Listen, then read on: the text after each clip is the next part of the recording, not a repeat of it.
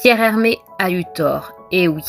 Je vous explique ça en fin de vidéo. Voici la meilleure recette selon lui de son amie Suzy Palatin du meilleur gâteau au chocolat.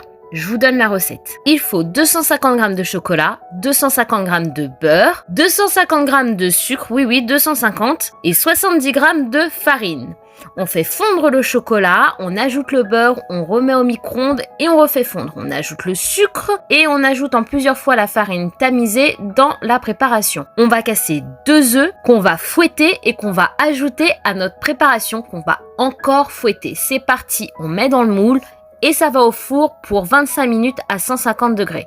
Ça m'a l'air d'être plutôt pas mal. On sort à la fin des 25 minutes et c'est parti, on va le découper. Et c'est parti pour la dégustation. Alors, la première découpe, au début, c'était vraiment plus que coulant. Je l'ai laissé reposer un peu et on obtient quelque chose de fondant coulant. À partir de cette recette, je vais créer et partager avec toi une meilleure. Pierre Hermé a eu tort, et oui. Je vous explique ça en fin de vidéo. Voici la meilleure recette selon lui de son amie Suzy Palatin du meilleur gâteau au chocolat. Je vous donne la recette. Il faut 250 g de chocolat, 250 g de beurre, 250 g de sucre, oui 250, et 70 g de farine.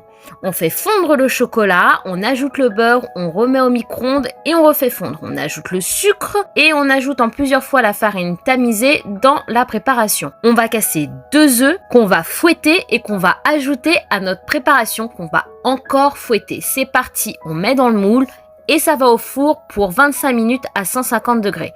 Ça m'a l'air d'être plutôt pas mal. On sort à la fin des 25 minutes et c'est parti, on va le découper. Et c'est parti pour la dégustation. Alors, la première découpe, au début, c'était vraiment plus que coulant. Je l'ai laissé reposer un peu et on obtient quelque chose de fondant coulant. À partir de cette recette, je vais créer et partager avec toi une meilleure